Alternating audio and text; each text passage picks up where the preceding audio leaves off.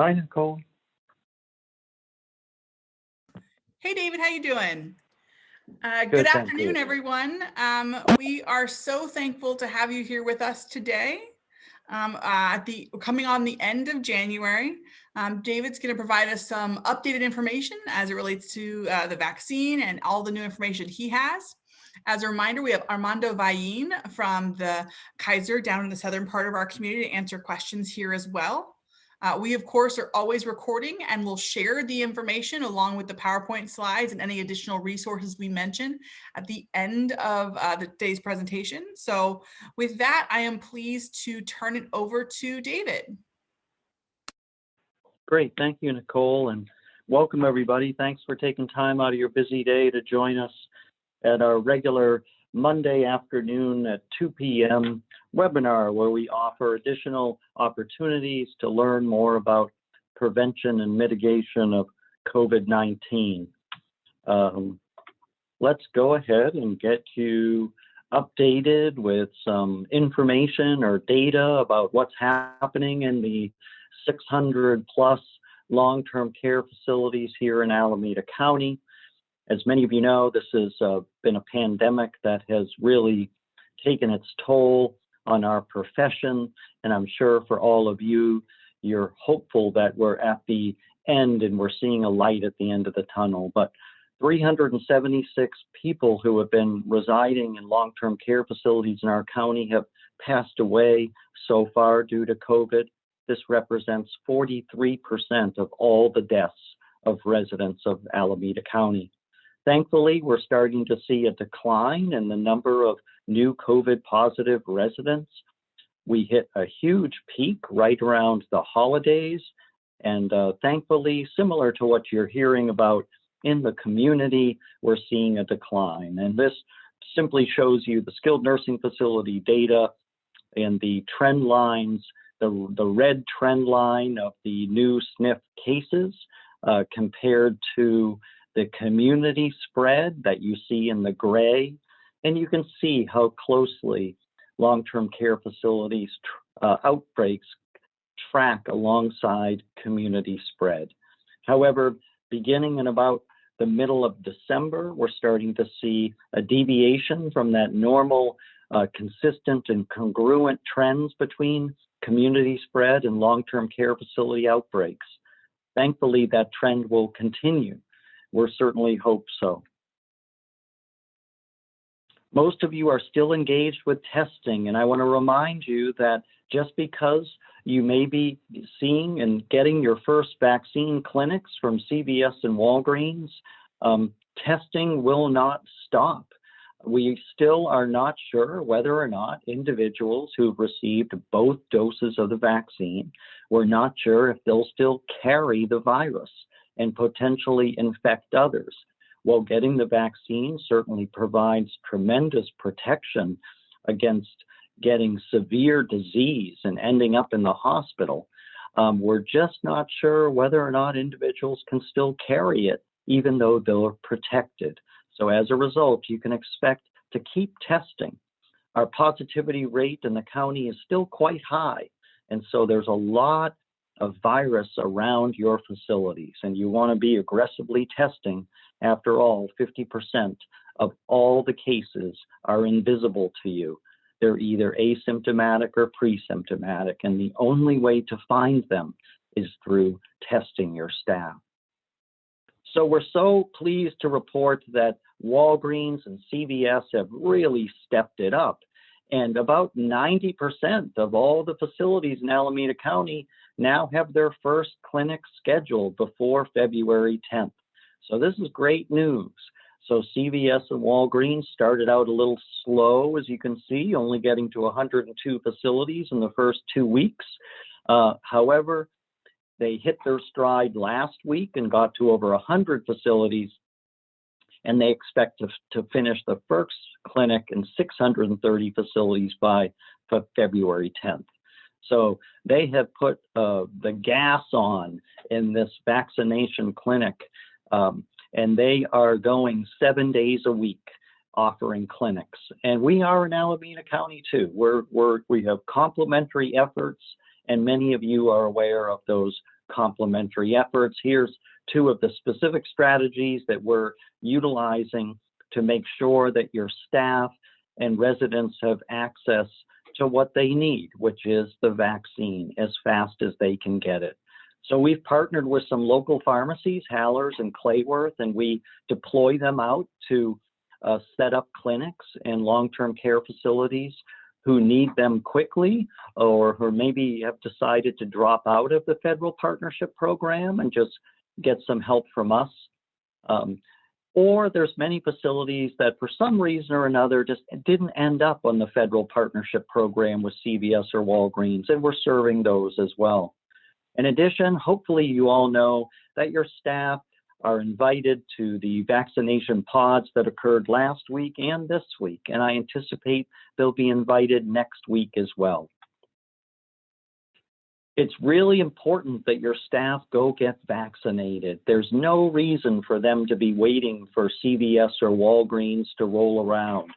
Your staff are invited now, and hopefully about 40% of your staff are willing to get vaccinated right now, and you should take advantage of sending them to the vaccination pods if you're still waiting for CVS or Walgreens to show up for their first clinic. However, if CVS or Walgreens has had their first clinic, you should also encourage those staff who were hesitant and didn't get vaccinated at the first clinic to go to a pod and get vaccinated now. No reason for them to wait for the second clinic to be scheduled by CVS or the third clinic. We just want to give your staff multiple opportunities to access the vaccine. So they'll have three clinics three opportunities to go to the clinics at your long-term care facility set up by CVS, or they'll have multiple opportunities to go get vaccinated at an Alameda County pod. And this week, the long-term care facility staff can go to the Castro Valley Library, January 26th through the 29th. So Tuesday through Friday. And if you are in need of the flyer that contains the link for your staff to make appointments to go and get vaccinated, please let us know, put it in the chat, and we'll make sure that you get that. We are hopeful that you and your staff are taking advantage of the vaccine pods and not only relying on CVS or Walgreens to vaccinate your staff. Please be mindful that people have to make an appointment before they go in. They can't just walk up. So you have to use the link, and for some of your staff, like your housekeeping staff, your laundry staff, they're going to need some of your help to navigate the registration and appointment software. So please offer that assistance to your staff.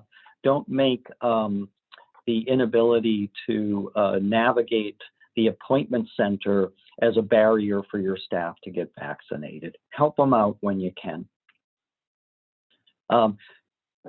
People need to show up and prove that they work at a long-term care facility. After all, we're focused on vaccinating those individuals who are in phase 1A, tier 1, and that's your staff.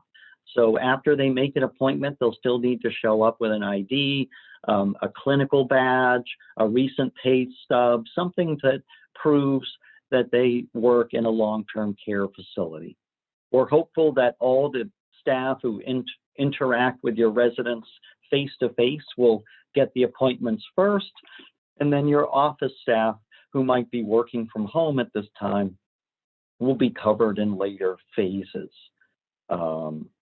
Staff who come to our vaccine pods and get the vaccine will then get an automatic appointment to return in 28 days to get their second dose.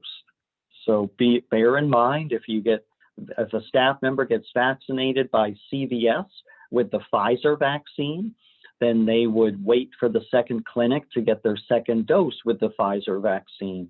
If an individual staff member went to one of our pods and got their first dose with the Moderna vaccine, they'd return to the pod 28 days later, get the second dose with the Moderna vaccine.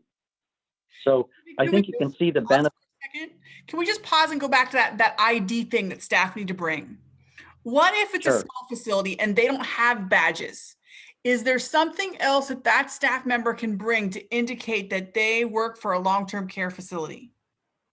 Yeah, something from the owner or operator would probably suffice, some sort of letter with letterhead, something that clearly indicates that this employee works in my board and care facility licensed by the Department of Social Services. That should suffice. And then, of course, they're probably going to show the appointment that they got, the flyer.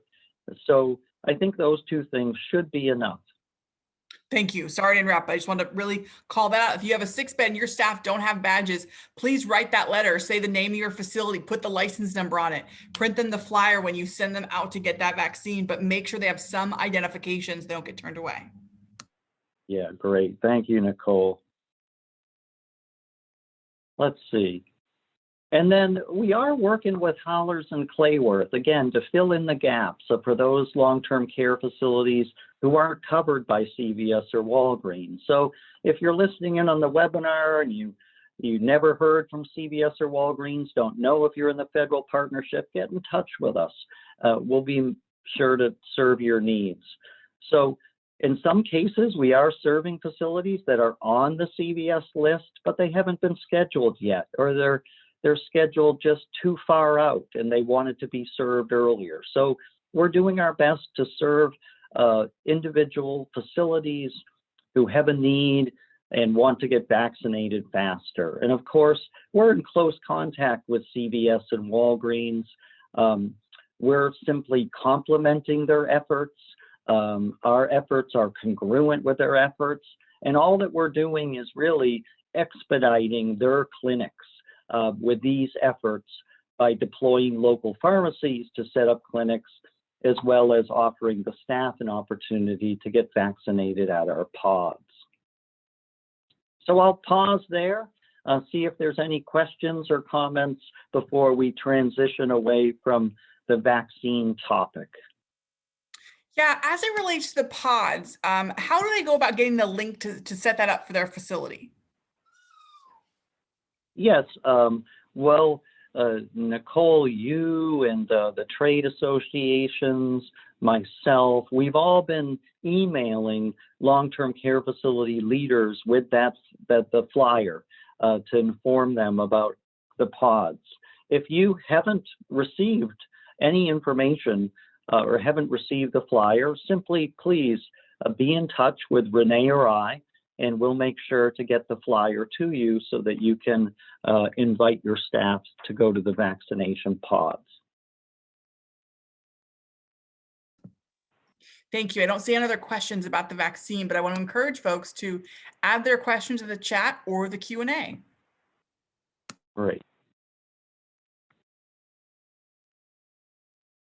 So I do want to remind you that for all of you who are licensed, all adult and senior program licensees, this pin came out on Christmas Eve.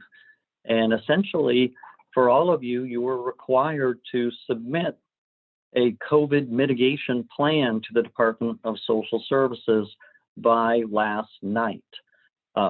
This plan is an effective way for your leadership team to be prepared for your next outbreak by looking at every nuance, every system that will need to be in place to keep your residents safe, by putting that in writing and making it available to your residents and staff. Having a mitigation plan is really important. And I hope that many of you have prepared a mitigation plan, you've submitted it, you put a lot of thought into it, and you're feeling like you have a solid grasp now after 10 months on how to prevent COVID from getting in and what to do when it does. If any of you are struggling with that COVID mitigation plan that was due yesterday, again, reach out to us. We're happy to help. If you need some help, if you'd like us to just review your plan, we'll be happy to do that as well. So just wanted to remind you that that mitigation plan is due. It was due last night. Next, oops, I almost said next slide, but I'm controlling the slides, aren't I? So most of you just, the core principles, and at our weekly webinars, we always touch on and dive into a specific aspect of these core principles of preventing COVID. And so let's dive into one today. So let's be mindful of this natural history of the COVID infection. And let's be mindful that 50% of everyone who is carrying this highly infectious, highly deadly virus, they are invisible to us. But essentially, the trend line, or the line goes like this, where someone is exposed. In about 4 to 6 days, they become very infectious. Maybe a day after that, their symptoms emerge. They get tested, and then they go into isolation for 10 days. When their symptoms resolve and they're past that 10-day period, then we move them into our green zone. On the bottom, as I mentioned, then you have the 50% who are invisible to us, our staff, who were exposed, and unknowingly they've been exposed. You test all the staff on Monday, but on Tuesday they were exposed. A couple days later, they're very infectious, but they don't know it. They're asymptomatic. And then finally, 7 days later, on the following Monday, you test the staff member, and you all come to realize that they were positive, and they likely worked when they were highly infectious. I get a lot of questions about quarantine or isolation, and people can get a little bit mixed up. After all, we're trying to keep track of so much guidance. But keep in mind that when a healthy person has been exposed to an individual who's positive, they go into quarantine for 14 days. And 14 days is the timeline because the infection could emerge within 14 days of being exposed. And many of you recall that the definition of being exposed would be being in close contact or proximity with a positive person for at least 15 minutes over the course of 24 hours. On the other hand, when someone tests positive, they go into isolation for 10 days. And in both cases, as you can see, we use the CDC time-based strategy for both quarantine and isolation. We don't use a test-based strategy per se to determine when isolation or quarantine ends. We use time. Yes, testing is part of it, but essentially it focuses on time. So when symptoms emerge, and generally speaking, symptoms mean shedding the virus, highly infectious, therefore people need to isolate at home. And as you can see here, what we really want to tune into is this highly infectious period, which happens even before someone displays symptoms. And that is that dangerous period between when you tested all the staff and when you test the staff again a week later. And then perhaps you don't get the results for another 2 days. So essentially, on any given week, a skilled nursing facility could go 9 days without really knowing who's positive until test results come back for the previous Monday. And this is what makes this so challenging for us to prevent and mitigate. It's, of course, the invisible nature of all of this. So when does someone come back to work after they've been positive and after they've been experiencing a lot of symptoms?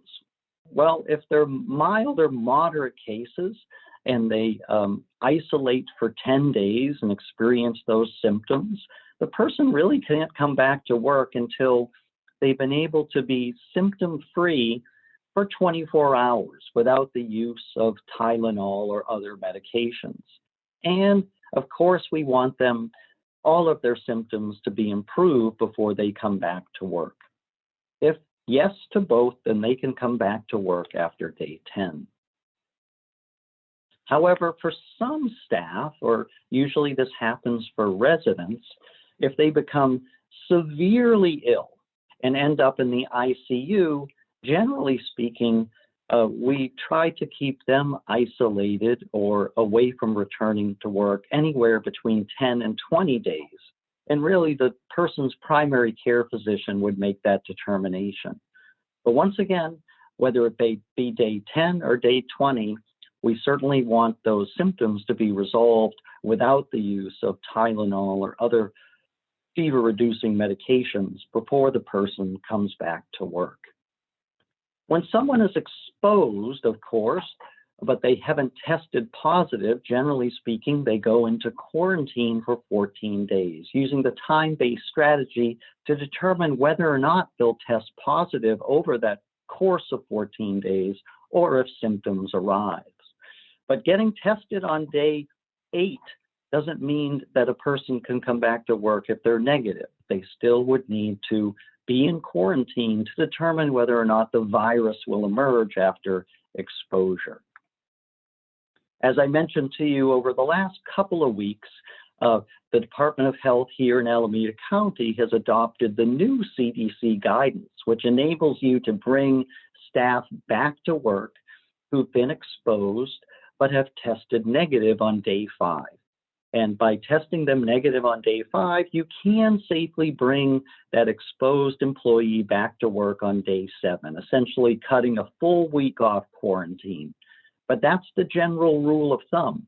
They can't have symptoms, and they have to test negative after being exposed 5 days later. Then you can bring them back. And of course, for most of you, you are experiencing these critical staff shortages, which meets the definition of bringing these individuals back before the full 14 days of quarantine. We've also learned how important it is for you to be telling your staff over and over and over again, don't come to work if you have symptoms. Don't come to work if you're coughing. Please don't come to work if you're just not feeling yourself today. After all, COVID can manifest itself in many different symptoms for our residents and staff. For some of our lower wage employees, they have to hear this over and over again. After all, they're living paycheck to paycheck, and calling off work just because they're feeling a little ill is just not something that they do. However, during a pandemic, we really need them to stay home if they're having some symptoms. So best practice is to make sure that you're targeting your messages to the staff who don't have any PDL, they have no sick pay, and these are the staff that feel like they have to come to work just to live. So please make sure you're adopting good, solid, beneficial hazard-based policies, that your sick leave policies are generous, especially for your lower wage staff. If you don't have these systematic ways to make sure that staff can stay at home and still be paid, they feel compelled to come to work even if they have symptoms. And of course, if they do, the results can be tragic. So it's really important that you are constantly educating your staff, even after they've been vaccinated, about the necessity to be monitoring themselves so that they can keep themselves safe, their families safe, and of course, your residents safe and coworkers. Yeah, so that concludes my little educational piece around COVID and infection control this week. And I'm open to any comments or questions from the participants. David, thank you. We have a couple questions here. And so our first sort of question that comes to us is like, does a resident or staff member have to get medical clearance from their primary care physician before getting the vaccine? No, certainly not. You do not need to get medical clearance before accepting the vaccine. That's excellent. Thank you for clarifying. And I wanted to add just a reminder that when someone does get the vaccine, they're then monitored for about 15 minutes, and they're asked to sign up for vSafe so that if they're having a a symptom in the day, they kind of monitor how they're feeling, and that's tracked. So I just want to really reiterate that they will, when you're signing up for the vaccine, you're asked a series of questions if you might be at risk. And so I think to the sort of person who has the question is sort of making sure that we're not placing additional barriers. Of course, if someone has a question related to the vaccine or they want to talk to their doctor, that's great, but that necessarily shouldn't be used to sort of stop the process. It's not a required step. Mm-hmm. Correct. Also, we have a great question here. I want to encourage audience participation in the chat here, which is we have Nirmala, who's been a constant participant in these webinars. Basically, she has a date for this week for her vaccine clinic, which is really exciting. She has a clinic ID, but no one has followed up to call her and say like, yep, for sure, we're going to be there on the 27th. Will they just show up at her facility, or should she expect a call the day before? David and Renee, can you tell us what you've heard from other facilities? And I want to invite facilities who've already had their vaccine clinic to tell us their experience in the chat of, yep, is that what happened to them? They had the confirmation and someone just showed up, or did they get a call the day before, or what Nirmala can expect to make her vaccine clinic a success?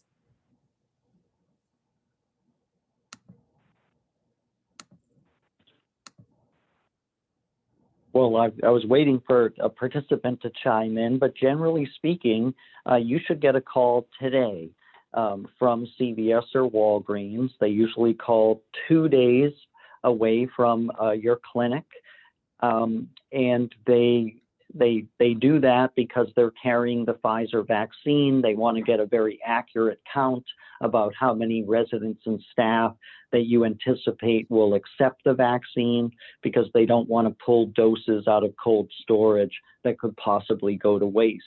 So they often call a day or two before your scheduled clinic and just remind you to make sure that all the paperwork's in place so that they can properly bill for the administration of the vaccine. Okay, so what if she doesn't get a call? Should she reply to email? Should she knock down your door? Like, what's the way to handle that?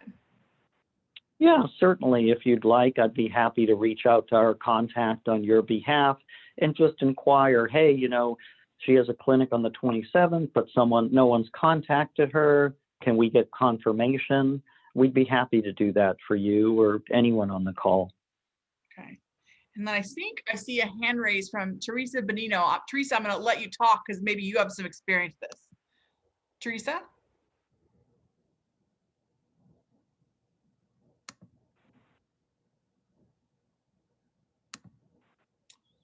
Teresa, feel free to just talk and share your experience of the vaccine clinics. Maybe that's not working, so we can go ahead and move on. I want to encourage folks to add their questions in the Q&A chat or either. And also, can we get, Renee, would you mind just adding your contact and David's email information also in the chat? I know it's a hot commodity and everyone is looking for it. So would you mind adding that information in the chat so everyone can access it? Yeah. While she's doing that, I do want to let the group know that you do not need a doctor's order for the vaccine. Not necessary.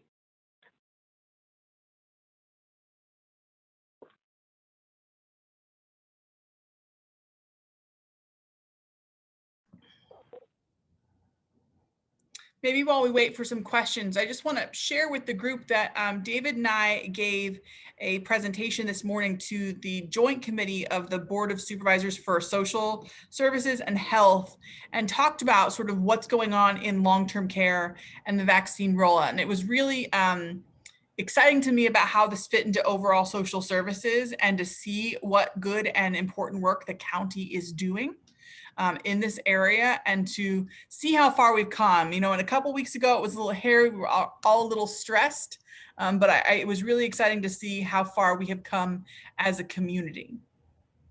Mm-hmm. Yeah. So Stephanie yes, Bryce it was. has raised her hand. I'm gonna go ahead and let her talk. Stephanie, do you have some experience to share around your vaccine rollout?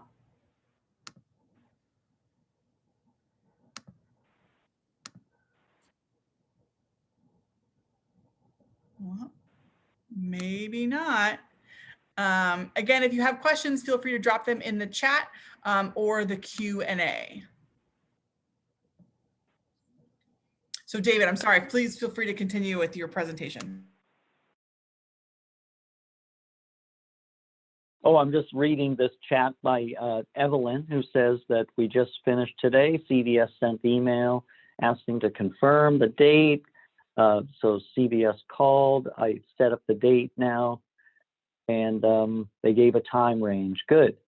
So yeah, just to reiterate, so CVS is a great partner. I keep referring to them and not Walgreens because CVS does have 90% of the 630 facilities that are being served under the federal partnership program. And they have really stepped it up. I'm so pleased that virtually all of you will have your first clinic before February 10th. And all of the skilled nursing facilities should be finished their second clinic by February 10th. So a lot of progress is being made. And thanks to Renee and others' help, we're also having a big impact with our other strategies that I described around inviting the staff to the pods, as well as utilizing local pharmacies to serve others. So this is pretty hopeful time, but I just want everyone to be mindful that we're not out of the woods yet. Us being the first to be vaccinated actually puts us in a bit of a bubble, if you will. Many others in the community will not be vaccinated, and we're still going to have to follow pretty strict infection control guidelines for the next few months, as well as strict adherence to the testing requirements that we've all lived with over the last few months. Armando asked about consent forms, and yes, CVS and Walgreens both use consent forms, even though consent is not required for this vaccine. However, they want to protect themselves and their personal publicly traded businesses. So therefore, they do use a consent form. It's a fairly intense two-part form. However, it doesn't seem to be discouraging residents from accepting the vaccine. About 95% of residents are taking the vaccine at first time it's offered to them, but only about 55% of long-term care facility staff are accepting the vaccine the first time it's offered to them. So please, leaders on the call, be mindful that vaccine hesitancy amongst your staff is still very real. Hopefully those early adopters, your staff who already got the vaccine, are convincing their colleagues that the side effects are minimal. But stay vigilant in educating your staff about the facts associated with the vaccine, the incredible efficacy of the vaccine being administered at 95%. And let's hope that we can reach a very high threshold for the number of staff we get vaccinated. If we expect to get through this, we really need 85% of our long-term care facility staff to be vaccinated. Otherwise, we'll be dealing with outbreaks throughout the summer. Let's see, any comments or questions from anyone in attendance? You know, Evelyn has said a couple important things, just really calling out of like a reminder to have the resident's insurance card. And I think we've heard this too, that CVS does like to have a current copy of their insurance or Medicare card. So for those who have not had their clinics yet, that's important to keep in mind. Yeah, these clinics don't get canceled because you have an outbreak. They don't get canceled due to parking challenges. They only get canceled when CVS or Walgreens gets a very clear indication that the paperwork is not in place and that a facility has not taken the time to fill out the registration with all the names and insurance information. When a facility fails to get prepared in that way, that's what leads to a clinic being delayed and put off by CVS or Walgreens. So don't let that happen to you. Make sure that you take the time to get all the paperwork in place so that your clinics happen right on time.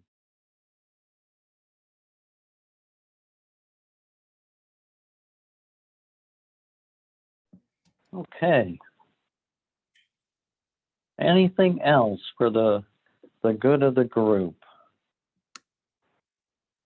So, Okay. David, when we originally started this, we said through the end of January. Should folks be penciling in for February as well, and we'll continue? Yeah, we're going to continue for a few more weeks for sure. We still have a couple more specific topics to cover related to infection control practices.